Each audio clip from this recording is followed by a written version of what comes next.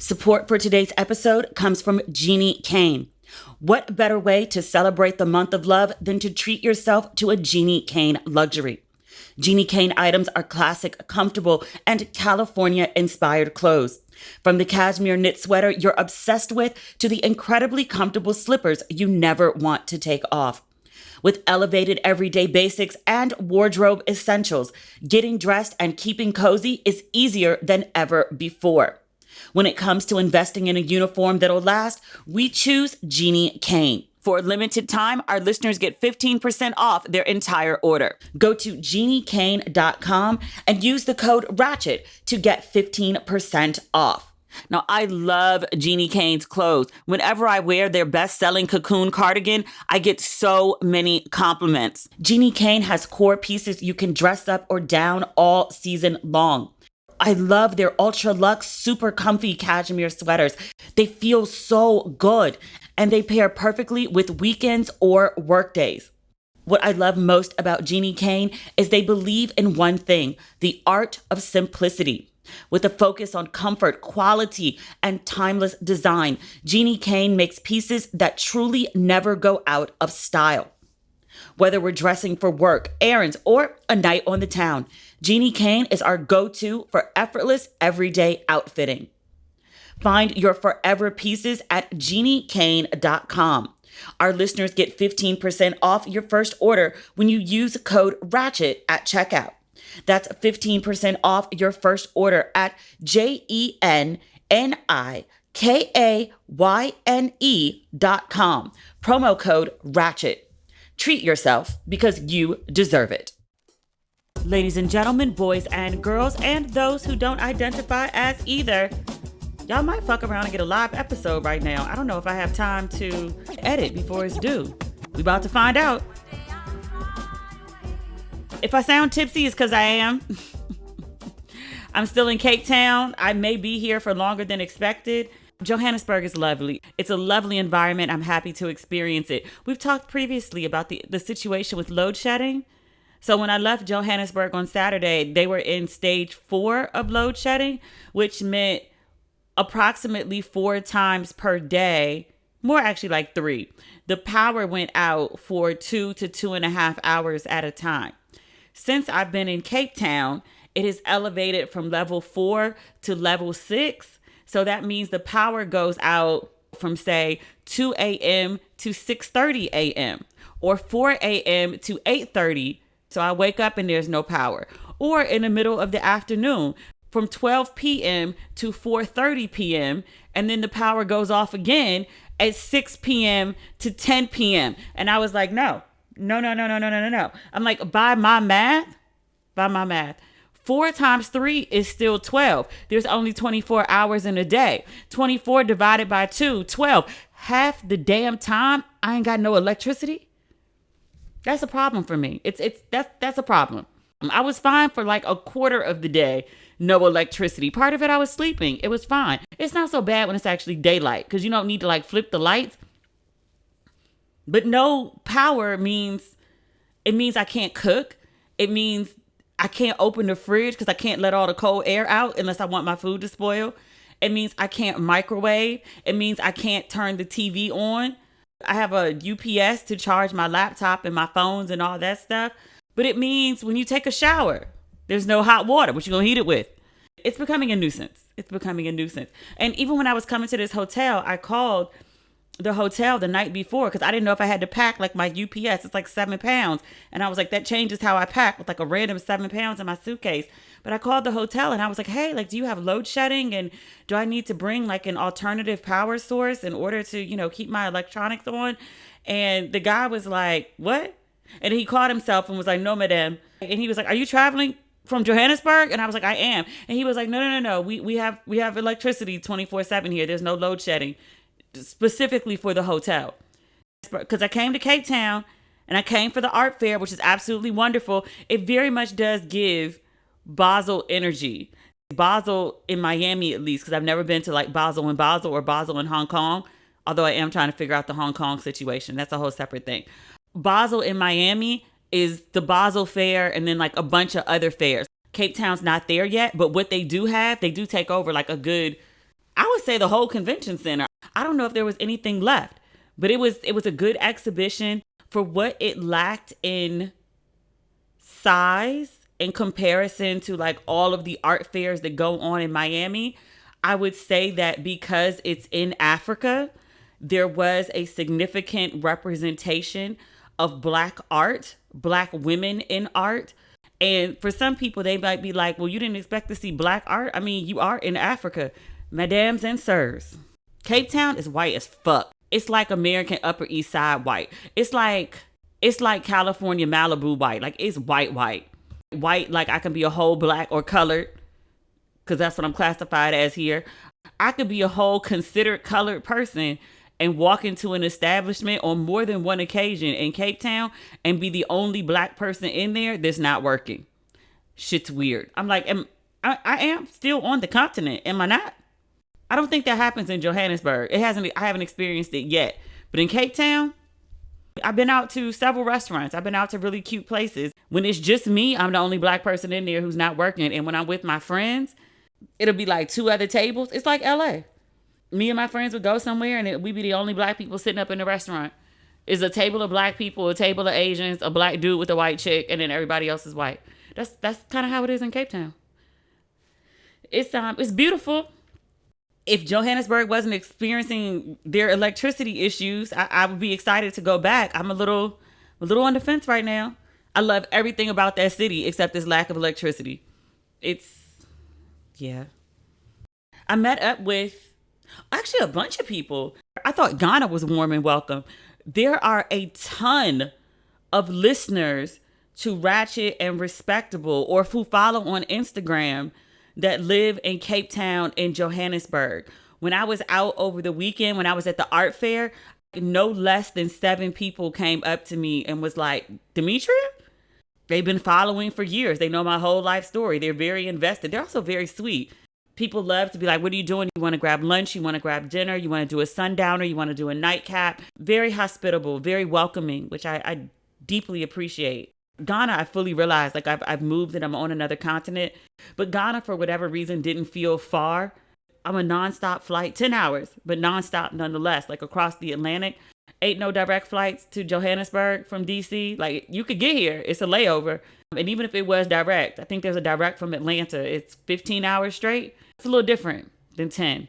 I say all that to say I feel far from home here. So I'm very thankful for the folks that show up and make sure that I'm good. Also, I think it's fair to mention, because of Dear Mom, people know that, like, you know, I get to know a city and I get to know the places and the people and the things and what makes it tick. And I share that with my social media and podcast audience. And folks get real, what's the word? It's not sensitive. Folks are worried. They be like, yo, Johannesburg, like, it's great. South Africa is great, but we got some shit.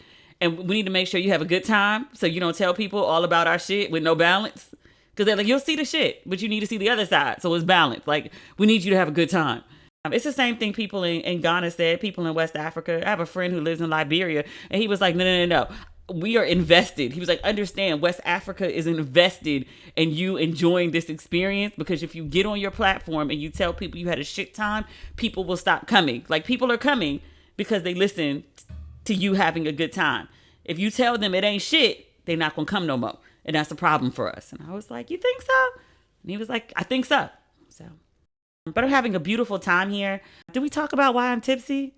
I went to Table Mountain today, which I did last time I was here. It was a great experience.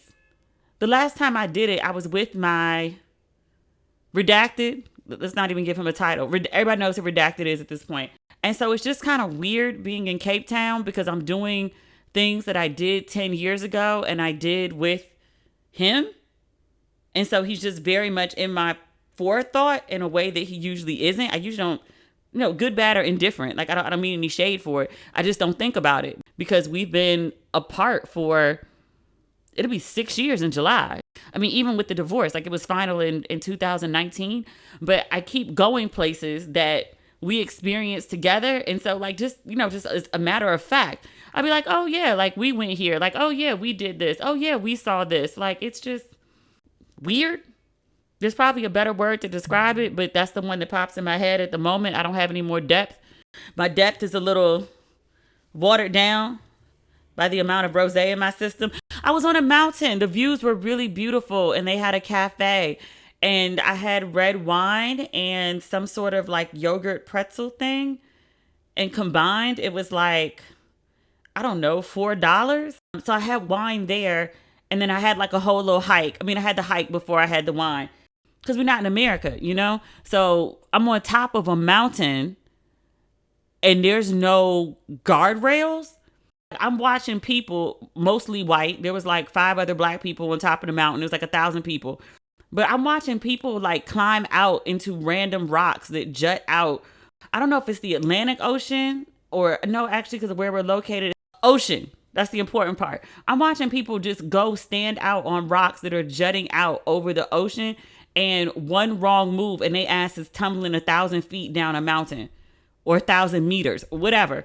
But there's no guardrails, and there's no guides or security or whatever to save people from themselves. People just go sit on the side of the mountain, literally the side of the mountain, like it's the dock of the bay, and drink wine and eat a sandwich, and legs just sticking on the side, just swinging. And I'm like, I'm still black. I can't do all that. But I did that hike sober. I walked all over the top of the mountain. I think I tracked like 3 miles just on top of the mountain. It's mostly flat, but I had on Chucks, so I felt like every ridge that I walked over. I really do need to get hiking boots. List of things to do when I get back to Johannesburg. But I walked all over, and then the views were like really, really beautiful. And then I was like, I should have some wine. And then I had some wine. And then there's a really cute restaurant that I wanted to go to, Gorgeous George. It's actually a hotel. The restaurant on the roof is called Gigi's. So then I went up to the roof, and I had lunch because I needed to sober up. And then I got there, and it was really cute. So then I had another glass of wine. And, you know, I'm trying to eat well, so I didn't have carbs. I just had salad. And so salad don't really soak up wine like you think it would. Not that you thought it would. And so here we are now, me kind of tipsy, taping the podcast. I did my best. I meant to do better. I'll be fine by 8 o'clock. I'm not fucked up. I could talk. I'm just worried about the editing process because it requires a bit of precision, and I got to hit a deadline. This really wasn't my finest day and hour. I didn't really think this one out as properly as I should, but it was cute on the mountain. With Masterclass, you can learn from the world's best minds, anytime, anywhere, and at your own pace. You can learn makeup and beauty from Bobbi Brown. Improve your self-confidence with RuPaul. Learn modeling fundamentals with Naomi Campbell. With over 2,500 classes from a range of world-class instructors, that thing you've always wanted to do, it's closer than you think. I started taking Masterclass in 2018. I was interested in TV writing, and they had classes with Aaron Sorkin and Shonda Rhimes, 2 of the best TV writers in the business. That was my first introduction to TV writing. With Masterclass, you can learn anything from writing a book or a screenplay to just a letter. Masterclass has over 150 exclusive classes taught by the instructors you know and love. So whatever you're interested in, there's a class for you. I highly recommend you check it out. Get unlimited access to every class. And as a Ratchet and Respectable listener, you get 15% off an annual membership. Go to masterclass.com/ratchet now. That's masterclass.com/ratchet for 15% off Masterclass. Brittney Griner, good black news, is headed back to the WNBA. She said when she came home that she fully intended to return to the WNBA. I kind of heard her when she said it, and I didn't want to be negative. And I was like, well, you know, if that's what she feels like she wants to do, I don't know what it's like to be held overseas in a Russian prison or work camp. She said she wanted to get back to the WNBA. And I'm reading now on NBC News that she is re-signed with the Phoenix Mercury. It's only for 1 season, which is fine. But the article does note that she missed the 2022 season because she was in prison, penal colony. That's the word I was looking for. She was in prison in a Russian penal colony. This says for nearly 10 months. She actually was stuck in Russia for 10 months. She wasn't in a penal colony the whole time. But I mean, prison in Russia is bad enough. But this NBC article notes that two-time Olympic gold medalist, I think that's important because people are like, who gives a fuck about Brittney Griner? Like, no. Black woman first foremost. That's why I care. But then also, like, she's good enough to represent our asses at the Olympics. She's good enough to be a good American to represent us on the international stage. You go get her ass from Russia. And did. Actually, this story is from today. I heard buzz about it earlier, but when I'm reading on NBC, confirms it today. It said a statement officially announcing the signing is expected on Tuesday, according to a source. So it's expected as of the time that this article is happening. But I think it's good to go. They do have a picture of Brittney. They said it's her second public appearance since the prisoner swap. I don't remember this one. But her hair is super short. Remember she cut her hair? I know we talked about it on here. There was a picture of her with her hair cut when she was coming home, either from Russia or from Dubai, because the actual swap, I think, happened in the UAE. And we all saw that her hair was cut. She's gotten a proper haircut. She's found a black barber. She looks cute. Her hair's growing back. And she got some product. You know, our girl was over in Russia. I don't know if they got black hair care products in Russia, much less in Russian prison, much more in Russian penal colony. But no, her hair looks healthy and moisturized. I wonder if she'll twist it up again. I liked her with the locks. She liked herself with the locks. She said, that she cut her hair. Because remember, I was really concerned. I was like, did they go and like chop her hair off? Because that's very traumatic. Someone just chopping your hair off and changing your image and your presentation without your consent or input. But Brittney had said that she cut her own hair because she said washing her hair where she was, it was super cold. It took forever for her hair to dry and she was getting sick because her hair was wet. And so that's why she cut it off. And I want to say she cut it all off like 2 weeks before she was coming home. I mean, she had no way of knowing she was getting home, but still, I'd be pissed at myself. Like, God damn it, if I just waited, I could have had my hair. I'm sure she has bigger things to think about, though. That's just me having never been locked up in a Russian penal colony or prison or held abroad for any reason. Something happened to my black ass. Y'all come get me. Don't leave me over here. I'm very happy. It's a nice place. South Africa's lovely. Something happened. Y'all come get my black ass. I'm just saying. We have more good black news. We also got some fucked up news. Don Lemon been showing his ass. You know I like the Don. Don been showing his ass. We'll get to that. Johnathan Majors. He's an Ant-Man. I ain't paid no attention to this film. I saw him on the cover of Ebony, half naked, throwing roses at the camera. Then the only thing I thought about was Creed 3. Because I know he and Michael B. Jordan are taking off most of their clothing and will be upper naked with their titties out. I was like, I feel like this is an amazing cultural moment that I need to participate in as early as possible. If I have to see it opening day, that's fine. I'm very fortunate that I'm in a country where things open the same day that they do in the Americas. So there's no delay. I can see these titties on opening night. I'm very excited. But Johnathan Majors has a bunch of stuff going on. Like he's got obviously Creed 3. And then he's got, what's the movie? He's playing a bodybuilder. I keep seeing this picture circulating. Like he's in I'm assuming it's a ballroom because there's a chandelier in the background. And he got all that big, thick body. And he has on like these little teeny tiny underwear. You know, like when men do those bodybuilding competitions, they have on like the little Speedo kind of situation. That looks like what he has on. Like it's very dark and dim in the bottom of the image. But if you like screenshot it and put it on your phone, you can play with the lighting and so see a little more. I was pleased with what I saw. And then he also has, which I totally forgot about, this Marvel film. I'm looking up the name now. Ant-Man. But he's the new villain. Ant-Man and the Wasp. It's getting good reviews, at least from black people. He's playing Kang the Conqueror. I ain't never heard of Kang the Conqueror until Johnathan Majors, but I'm excited about it. But people are saying it's a good movie.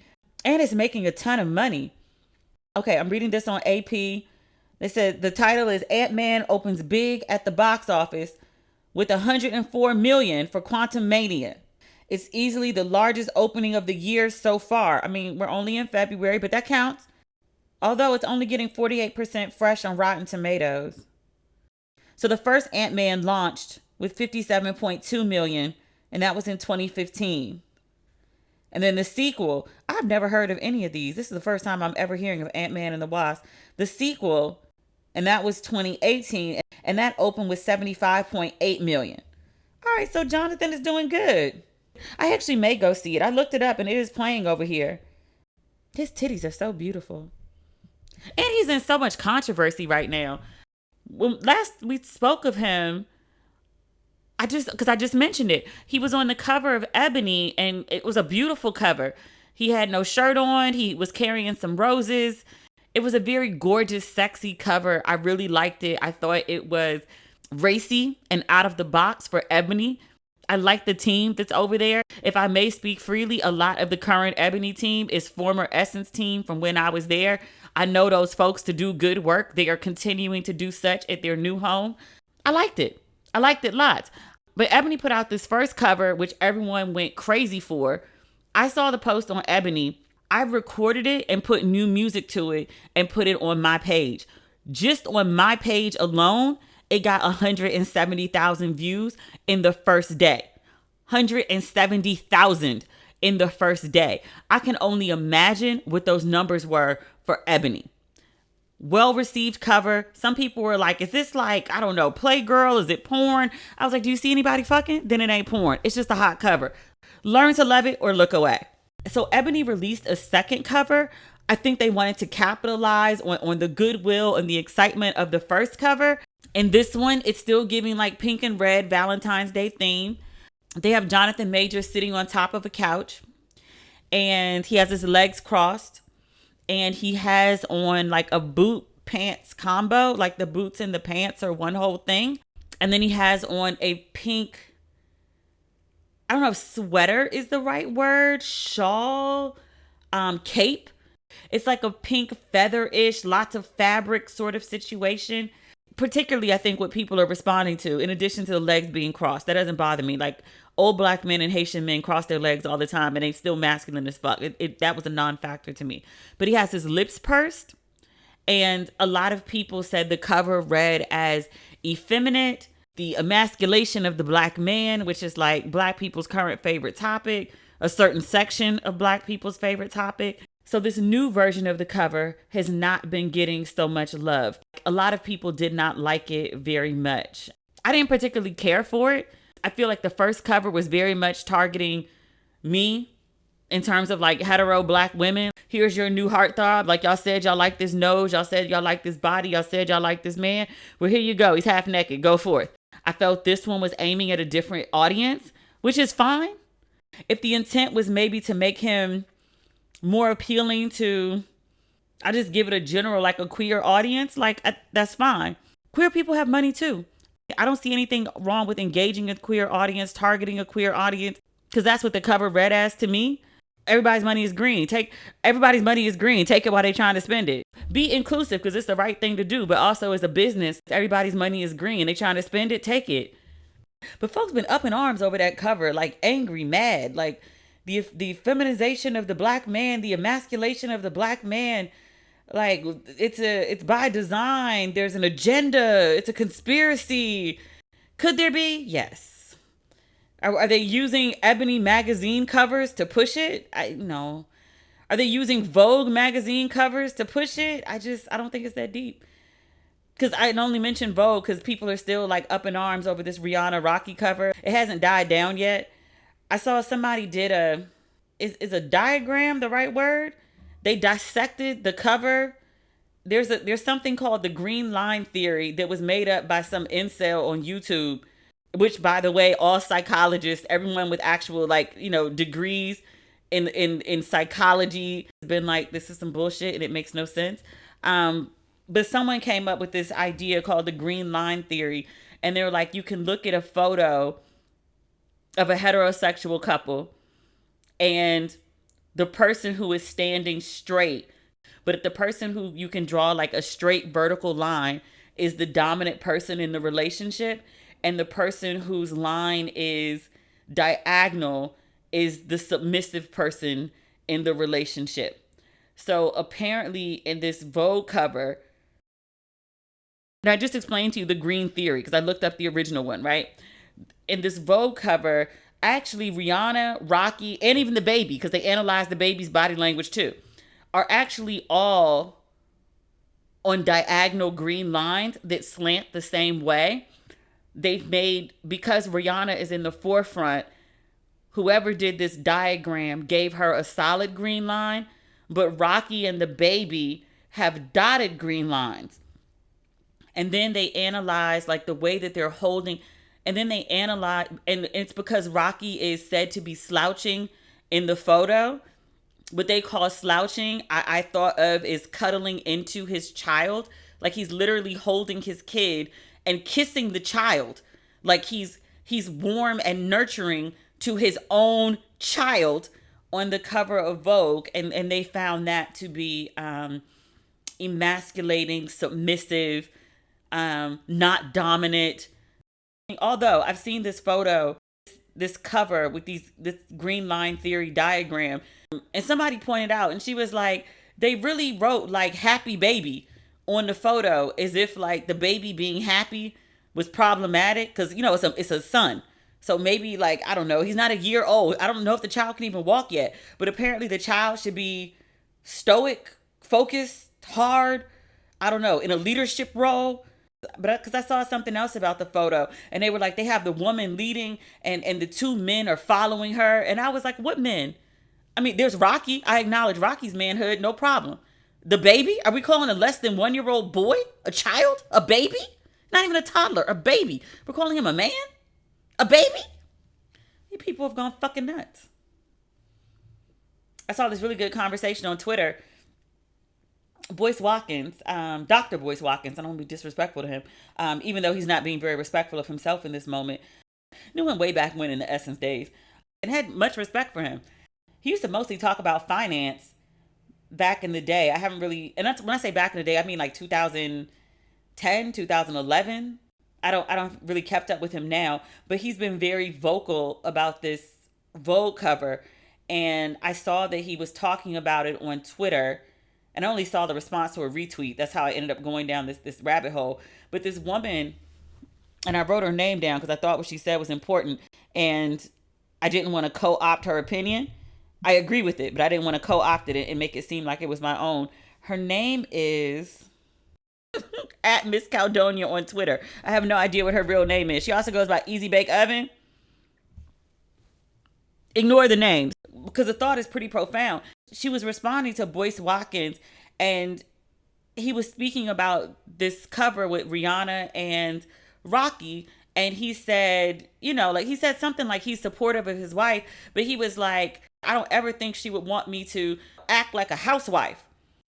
And what she picked up on was the same thing I did and many other women as well, or other, not even women, but other, I think, thinking people. And she was like, in this conversation of men speaking about Rocky's role as nurturer and supportive and someone who's perceived as submissive just based on this, you know, captured image of a moment in time on a beach in Malibu, as if that is their whole life defined. She was like, you know, it's the disdain men have for the role of submission or being in a supportive role or being an active, nurturing parent. She was like, it speaks volumes about how they think about women. And she said, it's not lost on me that men keep pushing for women to, why you got to get these degrees? Why you got to get these jobs? Why you got to be independent? Why you got to make all this money? Why you got to, you know, be able to basically stand on your own too without relying on me? But they make it seem like it's a terrible, terrible thing that women have something for themselves or are in positions of leadership. You keep telling women, be submissive, be supportive, be a nurturer, be a mother. But then you hear men speak about the role of it all with such disdain. Like it's the most, I don't know, the worst thing that you could possibly be is be nurturing. The worst thing that you could possibly be is be perceived as not a leader. So like, okay, if it's terrible for you, then why is it being pushed to me? I'll tell you exactly what she said. This is Miss Caldonia again. You can follow her on Twitter. I don't know the lady name. I looked it up. All she got is Miss Caldonia and Easy Bake Oven. Name aside, the girl's profound. She said, quote, the best part about this discourse has been seeing men use mom and housewife as derogatory while trying to convince women that they actually respect those roles and that there's something every woman should want.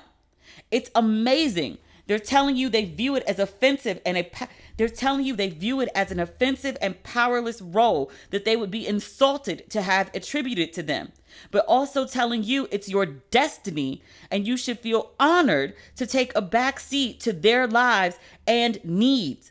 Nobody sees the jig yet. She continued, I'm pro-mom and pro-housewife for the girlies that desire such, but I hope to God you're not looking for it from the patron saint of a failed patriarchy. Both roles are nothing but vulnerability, which can be a great thing with the right person. Be smart about it, though. It's another woman. She responded to Miss Caldonia. She said, Ben caught the jig because they consider housework and childcare useless work because you're not contributing an income. But still, they have the expectation women should give up financial independence and everything else they worked for to be a housewife. I agree. I don't think there's anything wrong with being a mom, with being a wife, with being a housewife, stay-at-home mom, if that's what you want to do. I think that's great. I just think it's absolutely insane, as these two women pointed out. Men have zero respect for those roles. Zero. And they constantly push them on women. As like, this is the only thing that you're good for. Respected it would be a lot easier. And if you actually respected the role, it would be a lot easier and if you actually respected the roles, if you actually respected the work that those titles come with, the nonstop, constant, never-ending work that those titles come with, it could be palpable. But just listening to men, like, and it's not just this week, it's a constant.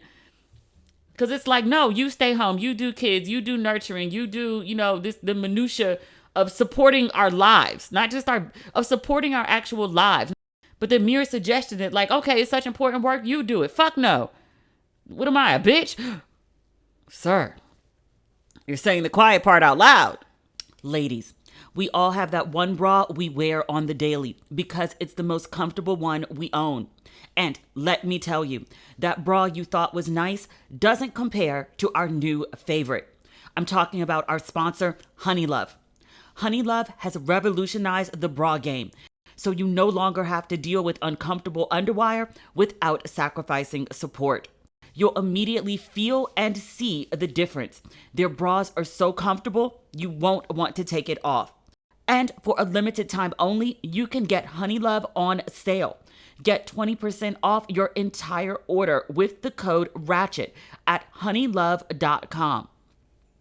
Support our show and check them out at honeylove.com and use the code RATCHET. I've had so many bad experiences with shapewear and a permanent scar on my bra line from where underwire stuck me.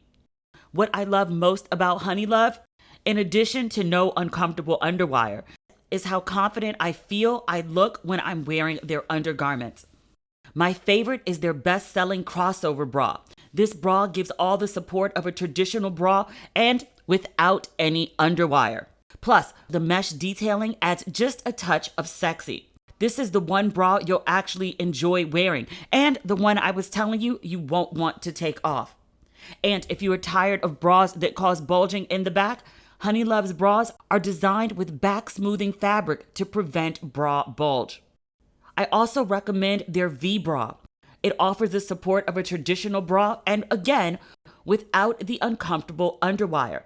It's designed to lift and separate with molded cups, but it's not a shelf-like bra that creates that uniboob effect.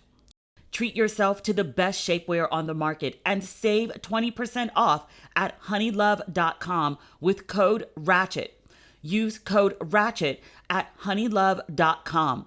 Cinched, snatched, and lifted. It's hot girl season thanks to Honeylove. Speaking of quiet parts out loud, I can't believe he fumbled this shit so bad. Don Lemon, we're still in February. This is his second fuck up for the month. He's been removed from the airwaves twice. Earlier this month, we spoke about it briefly, and I was like, you know what? I'm going to give Don the benefit of the doubt because I like the Don. I realize he's in a tough position right now. Don and Chris had CNN nights on lock for years. And Chris, did we talk about Chris? Talking about he had to leave CNN because he was like really upset and he was like, I wanted to kill everybody. And I was like, sir, you letting your white man out. We thought Chris was down for the cause. We talked about Chris like, oh, Chris can come to the cookouts. Chris is down for the cause. Chris likes the black people. Then Chris, I don't know what made him start talking. He went on with Scaramucci. Was that his name? Yeah, no, I can't pronounce shit. He was like the press secretary for like, I want to say like a week. Did he last the whole week? It might have been 4 days. But under Trump. He was in and then he was out. But he rode that wave though. He has his own podcast. And he had Chris, little brother Cuomo. He had Chris go on the podcast. And Chris is still suing CNN. He says he was wrongfully terminated. I want to say he's suing them for $60 million. And I was like, sir, did you not harass women at work and be a whole journalist with the ethical issue because you was trying to advise your brother, which I understand. It's your brother. But you're also reporting stuff around your brother. It was a moral, ethical issue. But I was like, you suing CNN for what? But he is. But he went on Scaramucci's podcast and was talking about he was so angry he wanted to kill everyone. And I was like, what? What is it with white people get like you do some shit and have to pay the consequences for the shit you did? And just to be clear, I'm not advocating for suicide, but what I'm definitely not advocating, even more so than that, is homicide. Sir, if you really want to go, if that's really what you just decide you must do, you could take yourself. Ain't no reason to take other people with you. Talking about you want to kill everybody. What you trying to do, a mass shooting up at CNN? Sir, no. It would be just my luck to be called into the office on air one day. Chris Cuomo done going fucking crazy and want to shoot up the building like a postal worker. Sir, that's not the point though. We supposed to be talking about Dawn. But Dawn and Chris, they had CNN nights on lock. Chris, went the way of the wind. Dawn was doing CNN nights by himself. There was a shakeup at CNN. Because remember, Chris was like, if I go down, everybody goes with me. And some real Nino Brown on the stand type shit. And Chris started spilling all the tea. And then the head of CNN got fired. Because he was having, I don't know if it was an affair. I think he was just having relations with a subordinate. And so everybody had to go. And they got a new president. The new president came in and was like, yeah, I don't like the way things are being done. I don't want Dawn doing nights anymore. I want Dawn on the morning show. Now, everybody know anything about Dawn Lemon. Dawn is made for the evening.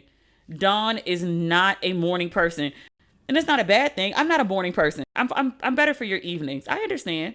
I don't mean that as no kind of like sideways. Just Dawn is not good for mornings.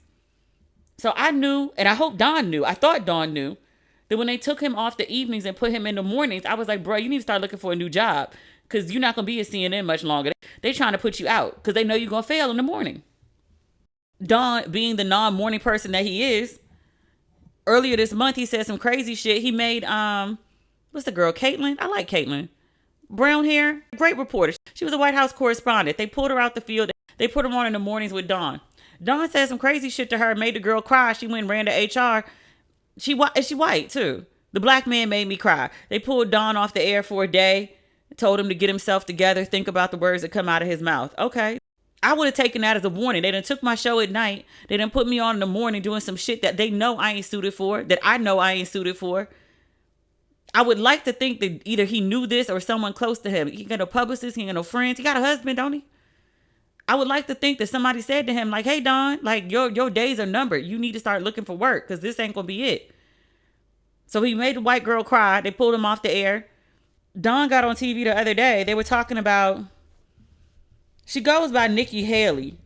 She might have changed her name to Nikki, but what her mama called her is, I'm looking up her name now. Nikki Haley's real name, not Nikita. I'm sorry, Nimarata. Is it Randhawa? Randhawa. Haley is her married name. Her parents are from Punjab, India. Both her mom and her dad are immigrants from India. And Nimarata was born in India in 1972. She has since reinvented herself as Nikki Haley. She took her husband's last name, and she announced that she was running for president as a Republican candidate. So they got to talking about this on CNN mornings with Don Lemon. He's no fan of Nikki Haley. She's not as bad as that Marjorie Greene chick, but she's in that territory, right? But they talked about how she was running for office. She's 51 years old. And of all the commentary that Don could give, he's like, she shouldn't run. She's not qualified because she's not, quote, in her prime. And so they were like, well, what does that mean? He said, Nikki Haley isn't in her prime. Sorry. And then he continued, a woman is considered to be in their prime in 20s and 30s and maybe 40s. Dawn's co-anchor, not Caitlyn, Poppy. They said, they're Hollywood reporters describing this. They said Poppy was clearly rattled, but Don Lemon didn't back down. And I was like, you know what? It's kind of crazy to me. And this is why I hate intersectionality. Because I think Nikki Haley is all around kind of awful. And I think that as a black woman, she has no respect, no interest in advocating for me, seeing me, definitely not advancing anything that may benefit me. I think most of the things that she believes in are very anti-black and anti-woman. And still, because of intersectionality, because I'm black and I am a woman, I'm upset at what Dawn said. Because the idea that like Joe Biden is in his 70s, the president before him was also in his 70s. And somehow we can have a conversation about a woman in her 50s. And the reason that you don't think that she's qualified is because she's not in her prime. She's not in her 40s. What? And it speaks to a larger issue, sexism, when it comes to women, is that, we were just talking about this, is that people want women to be housewives. You want them to be submissive. You want them to be in service. And when they're not that, it's problematic. Women being considered in their prime, in their 20s, 30s, and 40s is largely about their reproductive years. It's not like in your 40s, you lose your intellectual capacity. You're not someone in your 70s. You're not elderly. You're not of advanced age. But the last two presidents literally are men in their 70s. And I don't ever recall anyone saying that, oh, well, they're not in their prime. And then Trump, for all his fucked upness while he was in office, like, put some bleach in a needle and stick it in. Like, that's how you cure COVID. No one said he says stupid shit like that because he's old. People said he says stupid shit like that because he's stupid. Nikki Haley is 20 plus years younger than both of the Nikki Haley is 20 plus years younger than both the current president and the last president. And Don Lemon's excuse of why she's not qualified is because she's not in her prime? She's out of her reproductive years, so she has nothing to offer you as a president? I can't believe Don Lemon said that. And I'm just like, nigga, you know how many black women have been actively rooting for you? And this is what you think? And even if this is what you think, I mean, that's bad enough. But like, nigga, you got on fucking CNN Airways and said the quiet part out loud? The fuck? 3 weeks after you were suspended for making a white lady cry at the job, you say this shit on air? It's not even like you said it backstage and forgot you was on a hot mic. You said this shit sitting at the desk with cameras rolling. Nigga, what are you doing? You trying to get fired? They gonna fuck around and fire you and be like, well, he fucked up and ethical and moral, and they're not gonna pay you just like they ain't pay Chris. You gonna fuck around and not have a job and not have a payout? Sir, what are you doing? What are you thinking? I can't believe Don Lemon did that shit. I really can't. Also, too, I ain't trying to be shady. He's a man of a certain age. He's been on TV in HD, 4K, 5K, whatever it is right now. Are you in your prime? I'm asking a question. Are you in your prime? Don Lemon looks good, and Don Lemon looks good for his age. But just, if we want to talk about people's looks, like, you don't look like you did 20 years ago either. I ask again, are you in your prime? You got a lot of fucking nerve. How old is Don Lemon? Don is older than 51 too. Don Lemon age. I know this nigga ain't 56. I know he ain't 56. His little bestie is 52. Anderson is 51. He a whole 56 years old on CNN Airways trying to clown a woman for being 5 years younger than him. Sir, CNN suspended him for 2 days. They also made him apologize to his colleagues. He had to apologize to his colleagues. There was a call with CNN. He had to apologize to everyone. He said, I'm sorry. Don Lemon apology. Let me see if I can find out exactly what he said. I'm reading this on Rolling Stone from 2 hours ago. CNN suspended him for what's today? Tuesday? He said this last Thursday. He was on vacation, a pre-planned vacation on Friday. I think he traveled. And then Monday he was supposed to be back. But Monday and Tuesday, today, he wasn't on the air. He's supposed to be back tomorrow. CNN Network CEO, he announced Lemon's return in an email on Monday night. He said, quote, I had a frank and meaningful conversation, end quote, with Don Lemon. And he said Don agreed to participate in formal training as well as continuing to listen and learn. Don released an apology on Twitter. He called his comments, quote, inartful and irrelevant. He also apologized to his colleagues during an editorial meeting on Friday. He apologized while he was on vacation. He says, quote, when I make a mistake, I own it, and I own this one as well. I believe that women of any age can do whatever they set their minds to. He continued, quote, the people I am closest to in this organization are women. The people I seek counsel from most in this organization are women.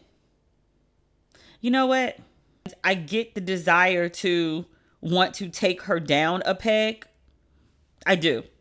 I just don't know why he chose age over everything else. I don't know why he didn't list like the other stupid shit she said. Because apparently there's been a lot.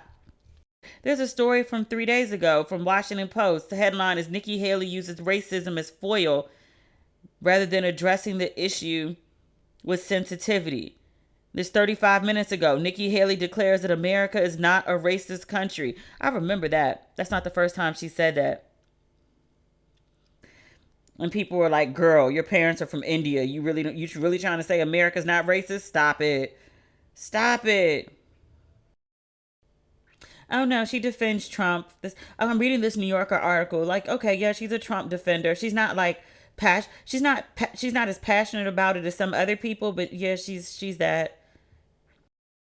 Any more effective arguments in his arsenal other than attacking Nikki Haley for her age. Nikki Haley ain't shit. Just for clarity, I'm not defending Nikki Haley. I'm denouncing what Don Lemon said. And attacking her for her age is wrong. Even though I don't like her, going after for her age is not okay.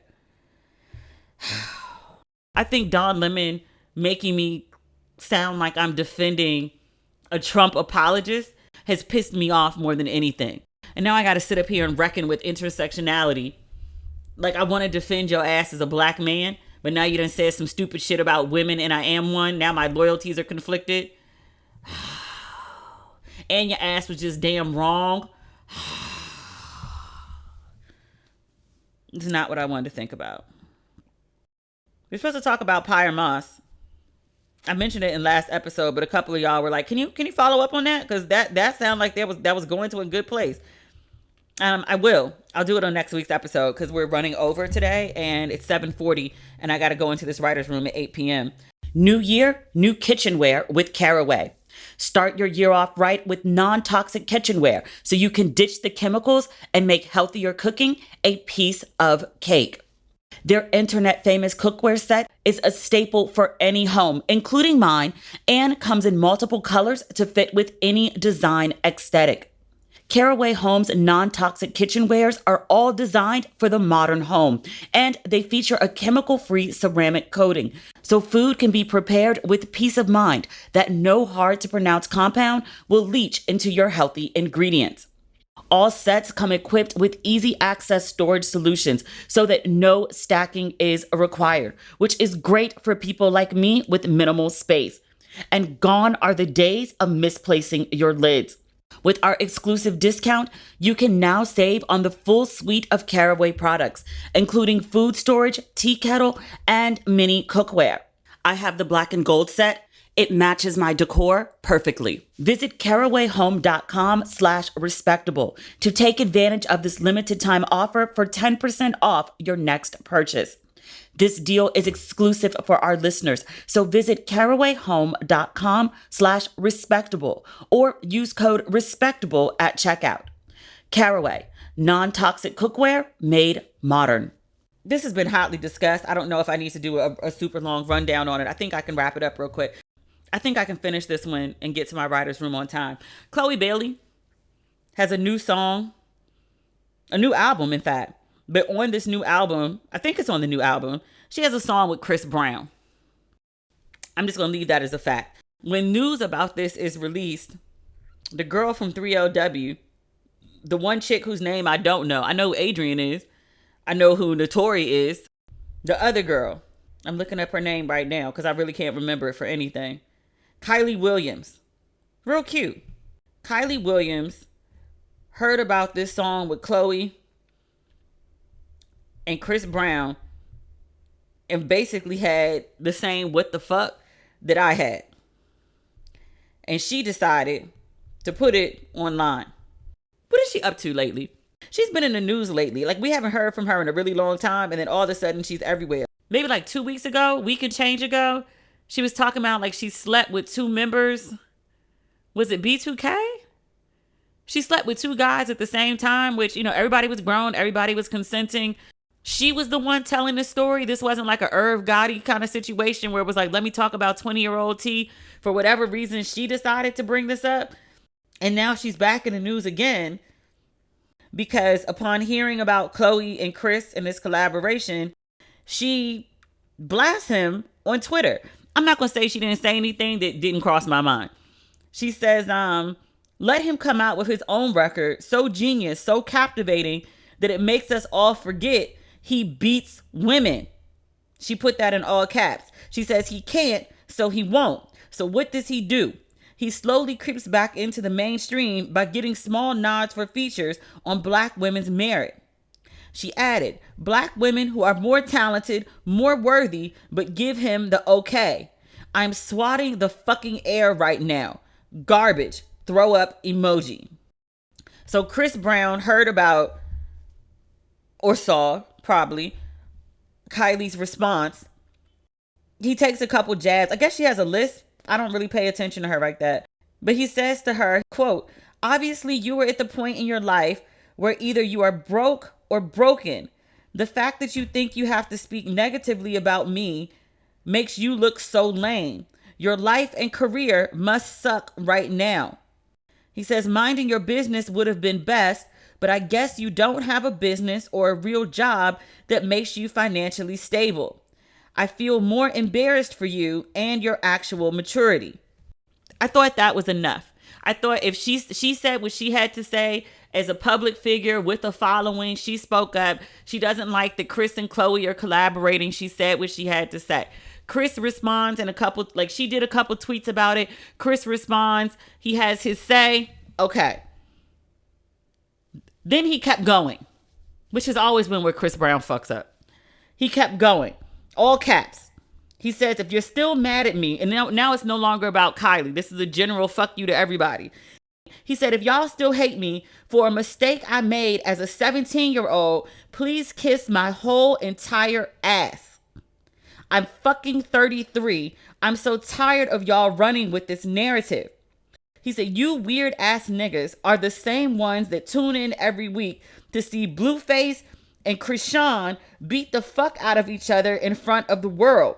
But that's okay. It's entertainment. All y'all can suck my dick disrespectfully. Chris Brown is complicated as fuck to talk about. Kind of. The first thing that stands out to me, I was like, what incident is he referring to at 17? Is there an incident that we are unaware of? He was like, you keep talking about this incident that happened at 17. Because if you're talking about the Rihanna incident, which I do believe he is, because that's the first time it was brought to the public's knowledge that there were some domestic violence issues going on, he was 19.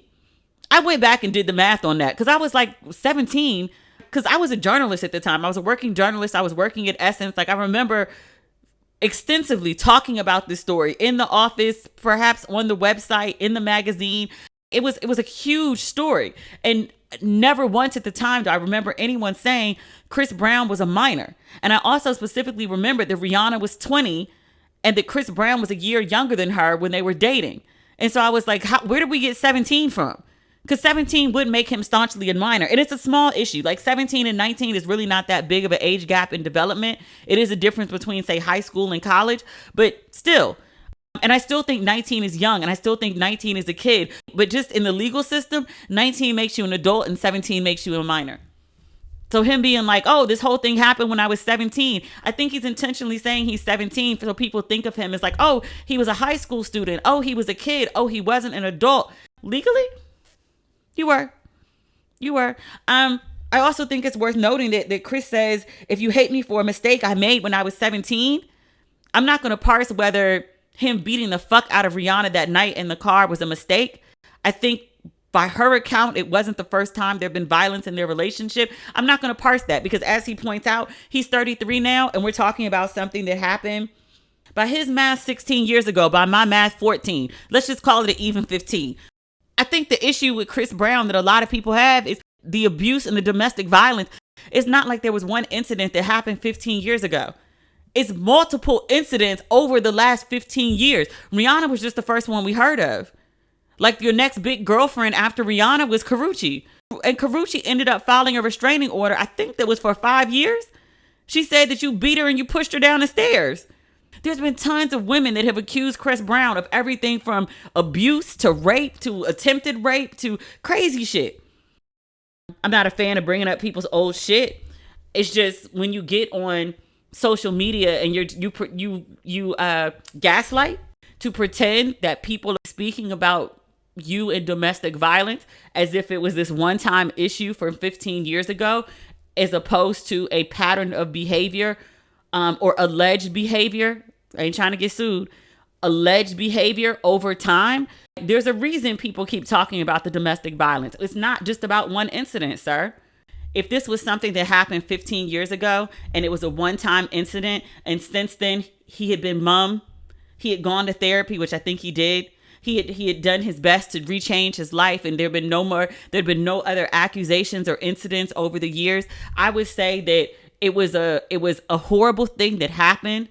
It was 15 years ago, and I would say that something that he did is a 19-year-old, horrific as it is. I don't think he should be held and judged for that for the rest of his life. I wouldn't.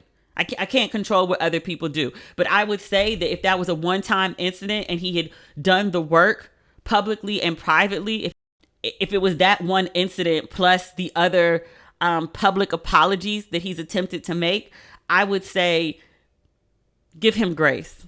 Acknowledge what he did. Don't ignore it. Don't sweep it under the rug. Don't condone it. Don't pretend it's okay. But I would say 15 years, like give him grace as he was a 19-year-old, not 17 like he claims. He was a 19-year-old that did something stupid, and as an adult, he has worked to be a better person. I think that's fair. But I'm like, you haven't done that. You want the grace, but have you sought it consistently? Because that's part of it. I often say, like, there's grace for those that seek it. It's also consistent grace. I thought that was the understood part, but apparently not. But consistent grace. Like, what have you done to be better consistently over time? I'm not sure he's shown us that. But that's why people still find Chris Brown so problematic. It's not that people have a lack of forgiveness or a lack of understanding or a lack of grace.